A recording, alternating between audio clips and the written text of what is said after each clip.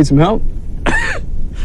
Yeah, but no offense. Oh, right, because I'm Amish, so I wouldn't know anything about your 69 GTO Judge. 455 big block, Ram Air, 411 Posi, something like that?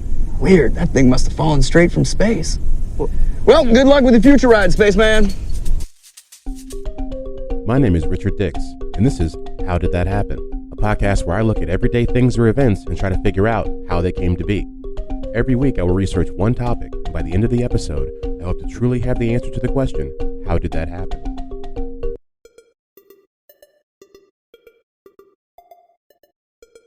Hello, and welcome back to another episode of How Did That Happen? HDTH. This week is episode 69. We are moving right along, folks, trying to get to episode 100. Hoping it's going to be a good one. We are talking about the Amish today, and I learned a lot. I learned a lot in my research. I'm still really glad with the moves that we made to have it be one episode a week. I'm telling you, I'm getting more in depth on this stuff, and I'm learning a lot. I'm hoping that you guys will learn a lot. I mean, I'm going to bring you guys a story today in the new segment that I've called. We talked about Old Blue Dog a couple weeks ago. This week, the segment's called Breaking Old News. Is what I'm not going to call it. It's going to be called Breaking Old News, because we're going to be breaking news to you, but it's old, and so it's still news, but we're breaking old news. The story is about the Amish when they were conscientious objectors in World War I, but it ends with chains in Alcatraz and somebody dies. I'll just give you that. But before we get there, as always, we've got some housekeeping to get to. What am I watching? I tell you guys, I have been watching Soft White Underbelly on YouTube like it's my job. Just like it's just clock in and hit play. You know what I mean? I don't know if you know what it is. If you don't know what it is, clear your afternoon. It is an interview series that focuses on a bunch of different individuals, from gang members to pimps and even an inbred family in West Virginia named the Whitakers. And that's where I started. That's where I found my love for Soft White Underbelly. Like I said, if you haven't seen it, just give it 5 minutes on YouTube. Just search it up there. You will find this inbred white family from West Virginia, and half of them don't even talk. They can't even talk, and the other half, when they do talk, you kind of wish they didn't. It is so wild. But I'll tell you, it's compelling too. I mean, even you watch it enough, and you find compassion for these people. You know, you just look at them at first, you're like, what is going on?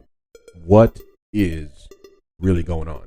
But then you're like, oh man, you know, you're rooting for him in the end. You want him to find love and at least find clean clothes. I'm not whatever the bar is for them, but it's a really good show. Like I said, I've watched all the rest of them. They do gang members. They do this one lady who's on meth, and it's so cool. Not that she's on meth. That's not cool. That's actually really sad. Kind of scary, but it's cool for the interview. He just lets her talk instead of trying to make her make sense. He just lets her be wild. And she just says some stuff where you're just like, oh, you are not even here. Like you're not even on this planet right now.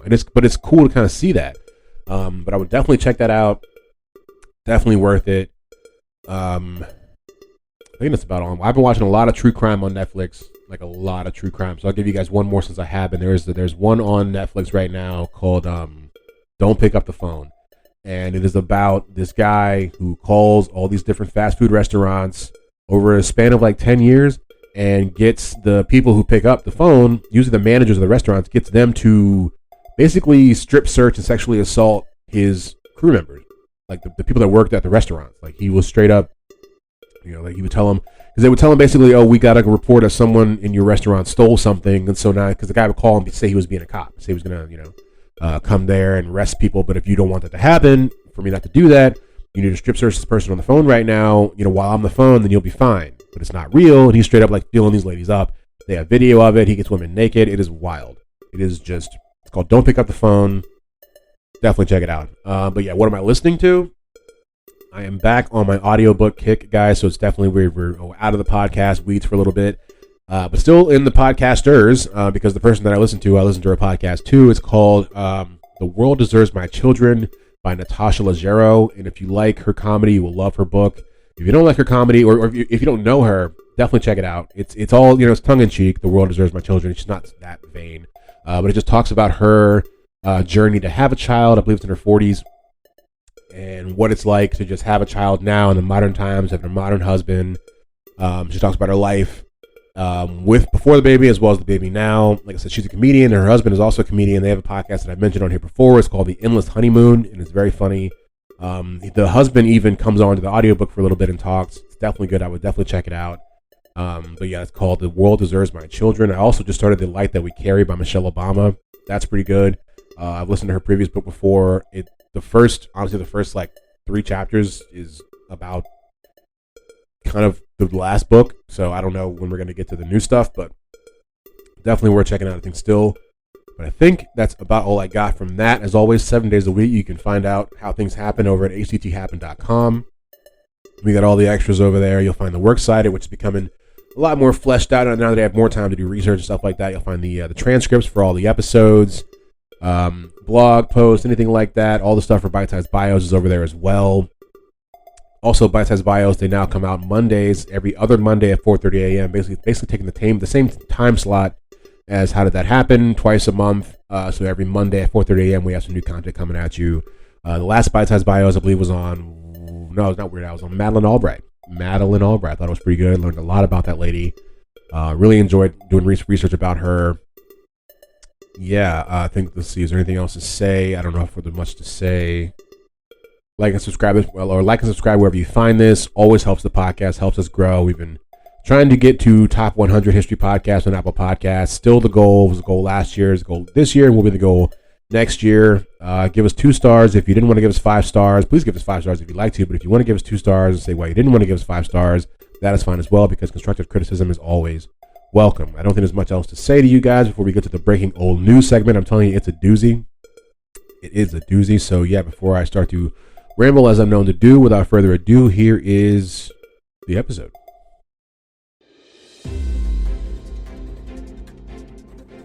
Welcome to breaking news. Well, old news. Welcome to breaking old news.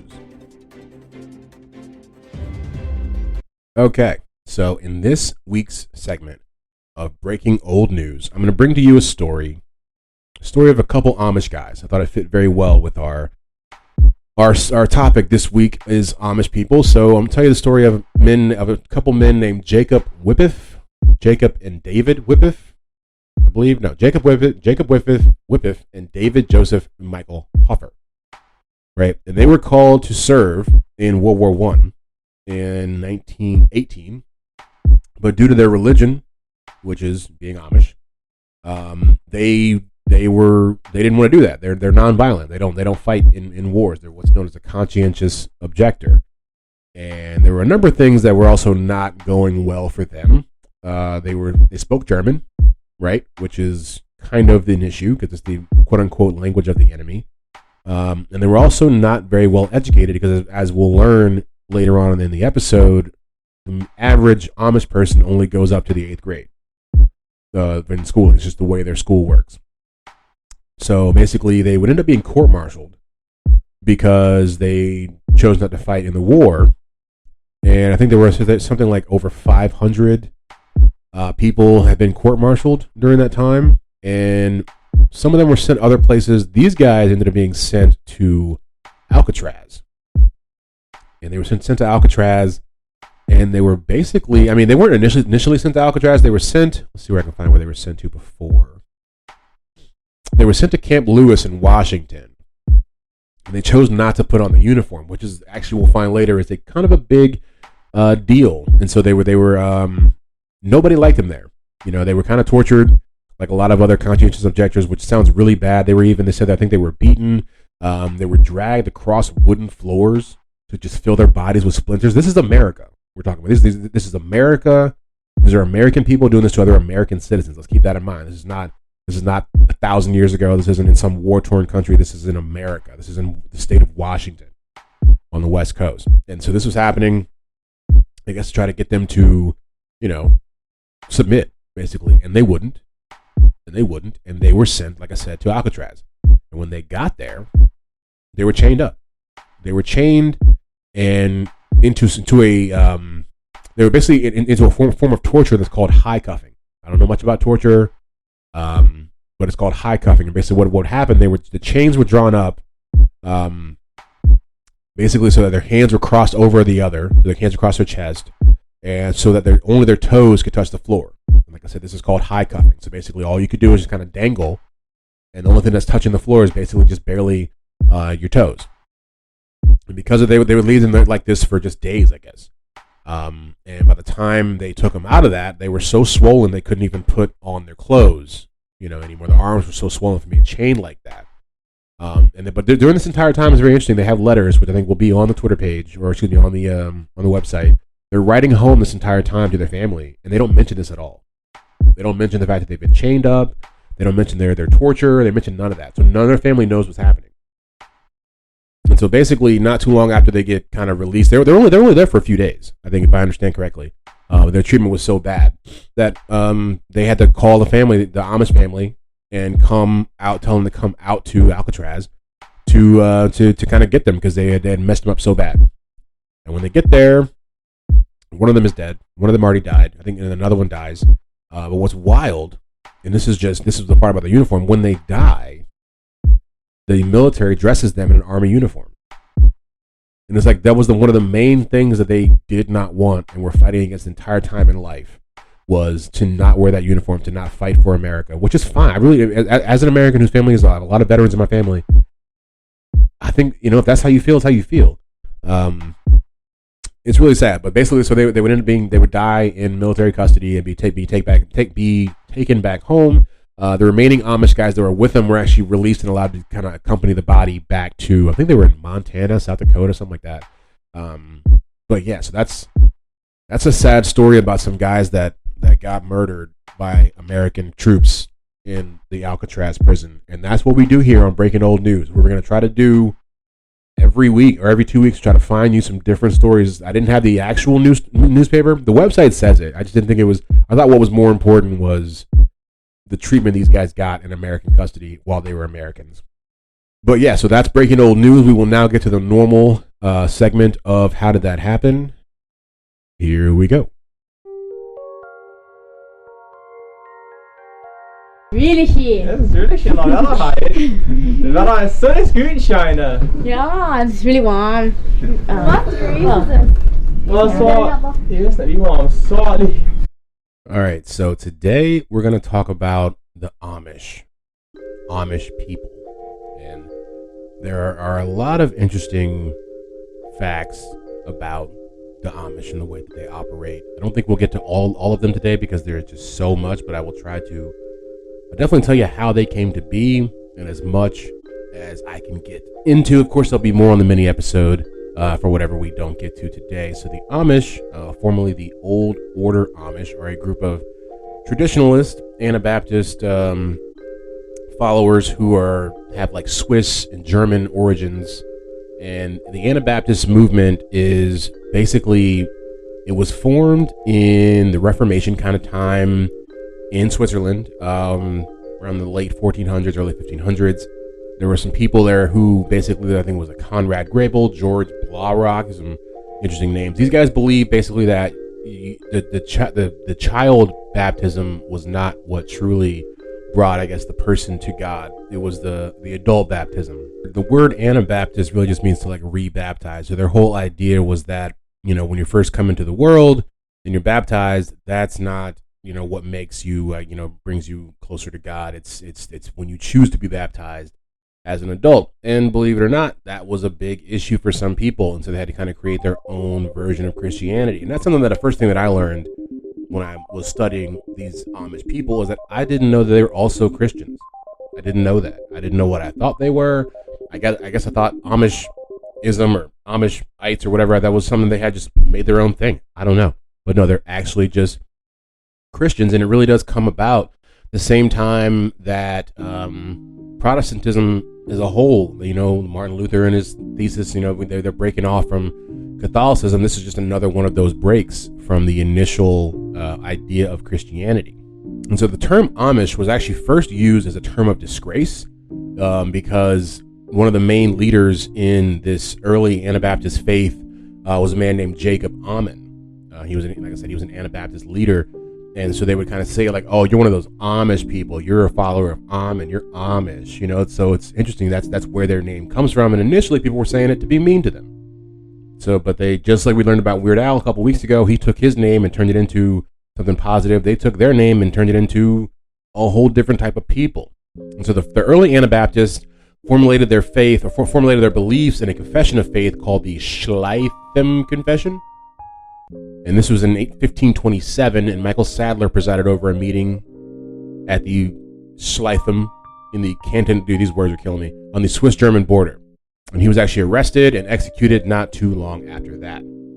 So back to the baptism. So like I said, they're mainly opposed to the baptism of infants because they don't believe that they're able to make conscious decisions to be baptized, which is truthfully something that I've always kind of thought of myself. Not that I'm against it. I was baptized as a child, and I don't like wake up every day wishing that it didn't happen. But you do look at it, and it's like anything. It's almost, and I don't want to get any hate for this, but it's like when you pierce like children's ears so early on in their life. It's like that's like when you pierce a baby's ears. It's just a little weird. I don't know. It's just a little much for me. They also adhere to a literal interpretation of the Sermon on the Mount in Matthew 5-7, which teaches against hate and killing and violence and oaths, taking oaths, participating in a use of force for any military actions. We talked about that in the Breaking the Old News. So that was definitely a part of why they had to be conscientious objectors in pretty much every war that we've had in America. But we haven't even gotten to, as far as like in the timeline that we're talking about right now, we haven't gotten them to America. So we're going to actually go back to the beginnings of the Amish people and see if there's anything else we need to kind of run over before we get to their coming to America part of their history. And so to really break it down, in 1536, there was a young Catholic priest from Holland who was named Menno Simons, right? He joined the Anabaptist movement. His writings and leadership united many of the Anabaptist groups, and they were nicknamed Mennonites. So that's where you get the religion, the Mennonites. And they are actually really close even still now in America, as far as like some Mennonite communities and Amish communities. I don't want to say they live together, but they live kind of beside each other because they have a lot of the same views. In 1693, old boy Jacob Ammon, he broke from the Mennonite church, and that's when he got his followers, his Amish followers. So truthfully, the Amish broke off from the Mennonites, who broke off from Catholicism, is actually how the actual kind of the breakdown goes. And so even further than that, actually about 50 to 100 years later, the Amish would break down into the Old Order Amish and the Amish Mennonites, and I've watched some videos on that. It is kind of interesting to see, and you can definitely see that the videos should be on the website with all the different works cited that I found. And they talk to this guy who's, I guess he's a Mennonite, or he's like an Amish Mennonite, and he's driving. He's got a phone, right? And he speaks like a different language, but he also speaks a little bit of English. But what's interesting is they have like these parental controls on their phones, but they're all adults, right? And so he has stuff that, like, he has a phone, but his phone can only like make calls and text messages and stuff like that. He can't like access the internet, or if he can't access like adult websites or even certain other websites. And they actually like they do it willingly. You know, he even said there's like people who will, because I guess whatever program that he has on his phone has the ability to do it for like another 15 other phones. And so he'll get a call from like one of his Amish Mennonite brethren who's like, hey man, can you put me on your lockdown plan or whatever? And they'll do it because it's like a big part of the thing. But they have, you know, so the Amish Mennonites, they can drive cars. It's the old order that are really the horse and buggy vibe. And so when people actually refer to the Amish today, they're really referring to like the old order Amish, not actually all Amish together. And so the Amish actually come to America in the early 1700s. That's when we first start to see them come. They come into Pennsylvania between 1717 and 1750. Approximately 500 Irish Amish migrated to North America, mainly to Berks County, Pennsylvania. But a lot of them would eventually settle in Lancaster County. And that's actually, look, I was looking this up the other night. I might make a trip to Lancaster County just to see what these Amish are up to, because it looks like a lot of fun. And so a second wave of Amish came in a little bit later. 1,500 of them came through around the 1800s. They settled in Ohio, Illinois, Iowa, Southern Ontario. Something else I didn't know. Like I said, if you had asked me, I just assumed that all the Amish just existed in Pennsylvania, all on the East Coast. We got Midwest Amish. We got Canadian Amish. We'll even find out later on we have Black Amish, but we'll get to that in a little bit. And it is interesting to note that most of the later immigrants actually would not end up joining the old order Amish, but would actually join the more liberal the liberal groups. And so what I also found really interesting when I was doing this research, because you never know what you're going to find, is that their population is growing. I don't know why you would think. I mean, maybe it's just me because I'm like, they don't have iPhones. They must have no way to live. Why would they even want to be making kids or something like? I don't know, but like by I think the year 1900, there were about 5,000 Amish people. About 100, so 120 years ago, there were 5,000 Amish people in the whole America, just all up in the U.S. of A. Right, and so by 2021, 120 years later, there's 350,000 old order Amish to live in America. 350,000. And I mean, I'm just like, where are they at? But I mean, honestly, I guess I'm watching enough videos. They even have them in Virginia. There's a video. The thing is also going to be linked to on the works cited here, where they follow a family in Blacksburg, Virginia, which is where Virginia Tech is. And they're Amish, and they're out there doing Amish stuff. They're milking cows. They're doing all that good stuff, and just they're everywhere. But I thought that was an interesting fact. And this also is because they don't use birth control, but still, like, it's a lot of people, in my opinion. Well, I'm just reading here through my notes as I'm going before I get to the next thing. It says many early Anabaptists were put to death as heretics to the Catholic Church, and even Protestants. It says both Catholics and Protestants put them to death, which is what led them to flee to the mountains of Switzerland and southern Germany, which is why the Amish have a Swiss-German background. Interesting. So they were basically pushed out by other types of Christians into the mountains of Switzerland to create their own Christian religion.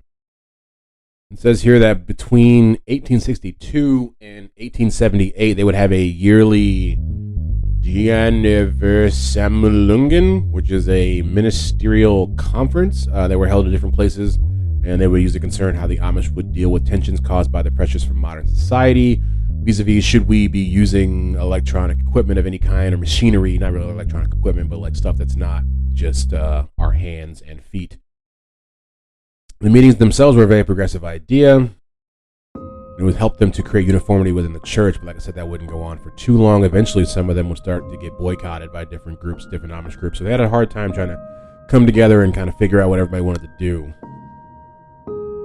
So now we'll get to the religious practices of the Amish. We're going to get to a few things. We're going to talk about the religious practices. We're going to talk about their day-to-day life, what it's like to be with the Amish.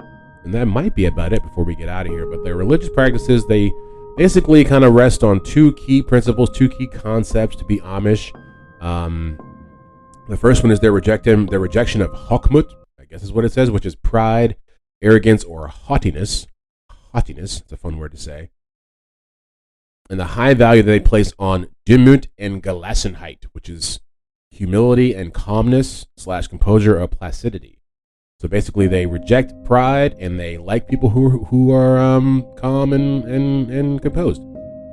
Don't we all? But that's just a big part of their religion. Basically, an anti-individualist orientation is the motive for rejecting labor-saving technologies that might make one less dependent on the community. So I think that whole idea, and even like I think I mentioned in the previous or earlier in the breaking old news, is like, or if I hadn't, I'll say it here. When they asked those guys. When they were about to get drafted into the war, and they were like, is your family dependent on you? You know, and a lot of them said no. Well, they all said no because they knew that if they were gone, the church would step in and support their family. You know what I mean? So they didn't even know, because basically what they said is a lot of dependent fathers, if you're the only breadwinner in your family, then they wouldn't draft you. But these guys didn't know, and that kind of goes back to what I'm saying here. Their entire identity is anti-individualism. So the whole identity is like, we're all one. We're all come together. They kind of shot him in the foot there, no pun intended, in World War I. So yeah, they don't. That's why another reason why they don't use a lot of electronic stuff. They say electric power lines would be going against the Bible, which says that thou should not be conformed to the world. One of the teachings of the Amish faith is called the ban or shunning. This is based on New Testament commandment or New Testament command that's not to associate with a church member who does not repent of his sinful conduct. And I've actually heard of this happening to a couple different people. I mean, there's TLC shows about that now, where they will legit just get banished. You know what I mean? Like, you're banned. And I really didn't know that was that true, but it really does. This is kind of their basis for it. It's like in the Bible. I think it does say this, but these guys take it literal, man. But the purpose of this banning or shunning is to help the member realize the error of their ways and to encourage their repentance. After which he or she can be restored to the church fellowship. So to talk about this baptism, the Amish people are usually baptized in a formal ceremony somewhere between the ages of 17 and 20. All their services are conducted in High German and Pennsylvania Dutch. This is usually for the most just for the Pennsylvania Amish, but I imagine a lot of this kind of goes with the other ones as well. And that what we saw was a big issue for the ones who went to war, is they are literally speaking the language of the enemy, and a lot of Americans did not like that. And they actually hold their religious services in their homes. And they say this actually has a lot to do with the fact of when, 500 years ago, when they were being persecuted by the Catholics and the Protestants, they were forced to flee into the woods and into the mountains of Switzerland. They didn't have churches, so they just had to do their church service in each other's homes or wherever they were living at. So even now, they have their church services in their homes. And it says here, in most of the Amish homes, a special place is reserved alongside the Bible for the Martyr's Mirror, a book chronicling Amish history and honoring the many Amish Mennonite and Anabaptist forebears who died for their faith, because there were a number of martyrs that had to kind of happen for the Amish faith to kind of survive. It's pretty wild. When you think about it, I didn't know there was that much death and turmoil behind. Well, I mean, pretty much every religion has that, don't they? They pretty much do. And so we'll get to another part of the Amish faith or society, and is the buggy. That black buggy you see in movies when they're, blop, blop, blop, blop, blop, down the road and stuff like that. And so although the buggies are traditional box-like vehicles, they are actually not always black. I always thought they were black. About to blow your minds here. Some are white, some are gray, and there even can be yellow. So those buggies can come in all different types of colors and sizes. Mainly just the colors. The sizes are pretty much the same. And the buggies may even have heaters in them, windshield wipers, and upholstered seats. I've always wondered what it was like in there. Always wondered. And this is an interesting fact. The Amish actually pay for the upkeep on the roads that they use. This wasn't always the case, but evidently the horseshoes on the horses when they beat up on the road when they're being ridden actually does more damage to the road than tires. And so the people I believe it was in Pennsylvania, kind of came together and had to find some sort of like workaround, some sort of meet in the middle of how can we make sure, how you guys got to start chipping it. You know what I mean? You guys got to, you're running these horses up and down our roads. They're just banging out all this asphalt and you're not chipping in. So basically, I think it's once a year, they come together and they do a collection, and that money goes towards fixing the roads. So that's kind of cool. We'll get from there to schooling. Amish children typically attend in school in one-room schools that are run by the community, and they usually only go up to the 8th grade. And that was something that was interesting about, they were talking about in that breaking old news as well, is that some of these guys, they were talking to people, and they had never, some of them hadn't even gone that far in school. So, and they went to school in a different language. So they were really confused when they were being talked to by like the prosecutors and the generals and stuff when they were being court-martialed. And believe it or not, this is actually fully acceptable in America. This was literally upheld by a 1972 Supreme Court ruling that they don't have to educate their children any further than that. That's wild. So they mainly only learn reading, writing, and math, and then Amish history. Isn't that wild? Like, they're just in America, but they're learning the history of the Amish, not the history of America. They learn practical farming and homemaking skills. That's what you learn in an Amish school. I wonder what that's like. The next part we'll talk about, which I think is the first thing that I really ever learned about Amish people, and I thought it was a joke. It's actually real. It's called Rumspringa. I learned about it. I forget what movie it was. Was it Not Another Teen Movie or some movie like 20 years ago? They had this in the party they were having. There was an Amish person that was on Rumspringa, and they were going crazy, getting drunk, and doing all this crazy stuff. And I was just like, that must just be for the movie. It's actually real, and it's Dutch. Rumspringa is Dutch for running around. It is a rite of passage and a period of growth and adolescence for some Amish youths, during which time they face fewer restrictions on their behavior and are not subject to the Ordnung, which is German for order, which is basically what kind of tells everybody in the Amish community how to live and what to do.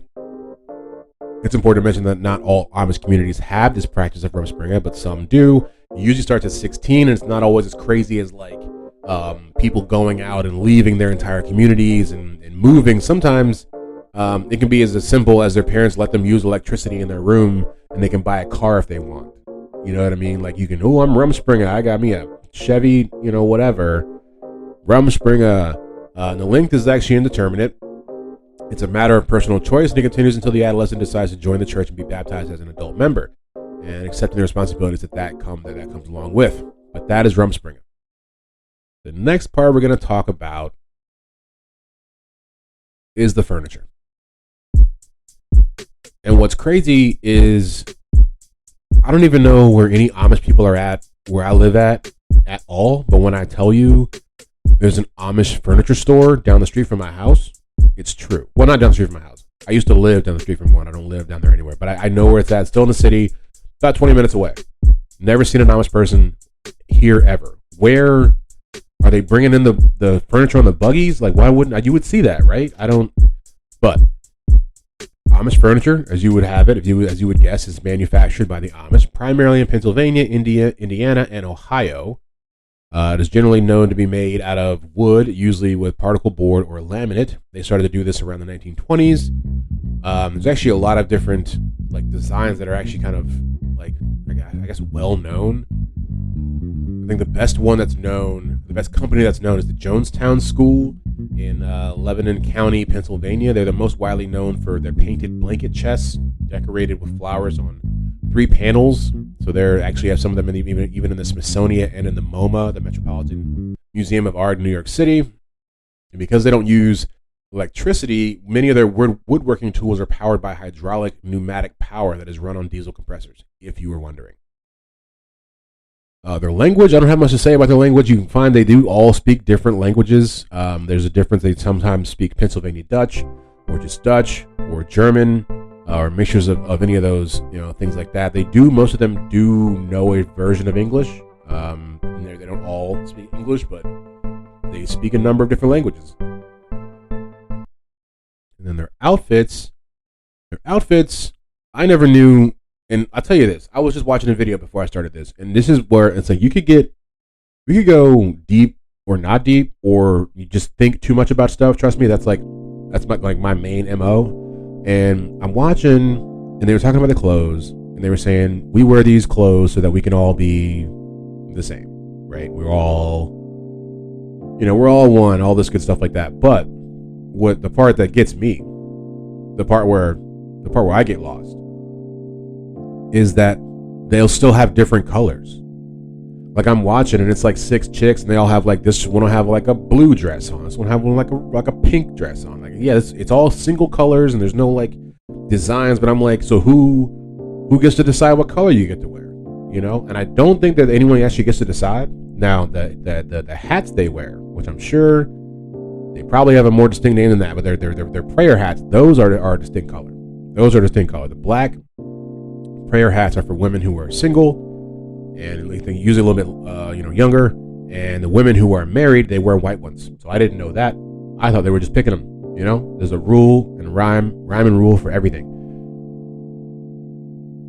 Even the aprons that they wear, you've probably seen those. When there's long aprons, right, for little girls, and then when you're like 10 or 12, you switch from the long apron to the cape and an apron. There's a lot to this, guys. It's not just, I don't know, it's a lot to it. And so that's pretty much for the clothes. We got a couple more things and then we'll pretty much be out of here. I do want to say I talked about there are black Amish people. That may not come as a surprise to you, but it was to me. There's not that many. And because that's what I first thought when I realized where they came from. When I realized they were German and Swiss, I was like, not a lot of black people, if any, come from that place. So is this an exclusively white religion? And it almost is. It basically is. But what you find is that there will be people who the Amish will adopt some people, some kids, and they'll be black, and they end up having you have a black person who then later on gets married. They make babies with somebody else now that kid's half black. So you have these little mixtures into the Black Amish. I keep wanting to say Black Irish. We're just Irish. And so they say some of them actually descended from formerly enslaved people who converted to the Amish faith. So once they were released from slavery, some slaves just went and became Amish, bro. Wild, mind blown. So there's like, I'd love to meet or see them and hear their story. I wonder, I guess it would have to be different. It would have to be a little bit different. Can you imagine Black Amish people? I mean, why is it not a Chappelle skit already? But whatever. And the last part that we'll get to before we really get out of here is they have Amish vacations. You can, quote unquote, vacation like the Amish. And that's what I said earlier when I was looking up on the website. It exists, people. Book your calendars. Mark your calendars because we're going to Amish country. So mainly Lancaster, Pennsylvania is where I looked at on their website, their tourism website.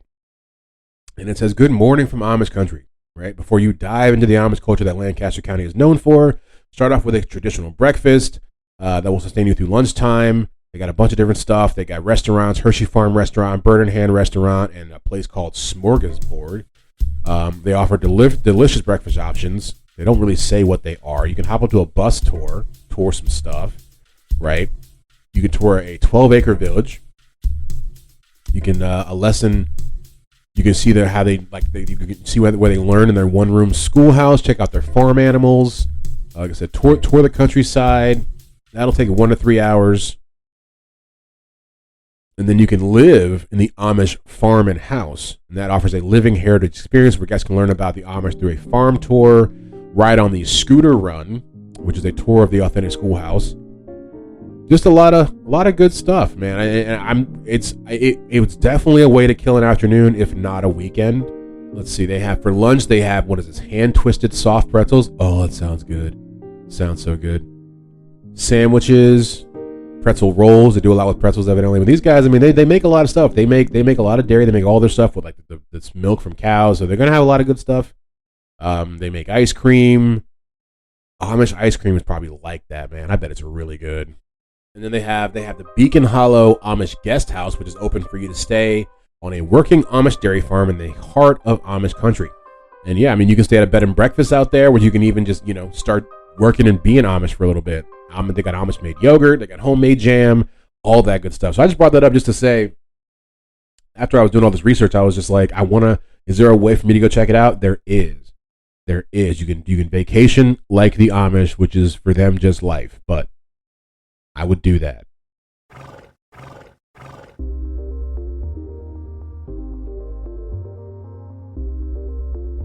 All right. Hope you guys enjoyed that episode of How Did That Happen? HDTH. Hope it was a good one. I enjoyed it. This was one that kind of popped in my head. I want to say maybe like a month or two ago. And I was just like, I do a podcast trying to find out how things happen. I have no idea how the Amish happened. And you find out there's so much about it. There's so much. These guys, I mean, the Amish religion basically comes about from religious persecution, and we find that a lot of the things that shaped their entire religion is from the early parts of their forming, is when they had to run into the hills of the southern Germany and then in Switzerland and kind of create their own life and religion in that. And they brought that to America and then kept on going. And like I said, the amazing fact to me is that their population is still growing, and you do owe a lot of that to the lack of birth control on their part, but still, it's not dwindling. It's pretty interesting. It's pretty wild.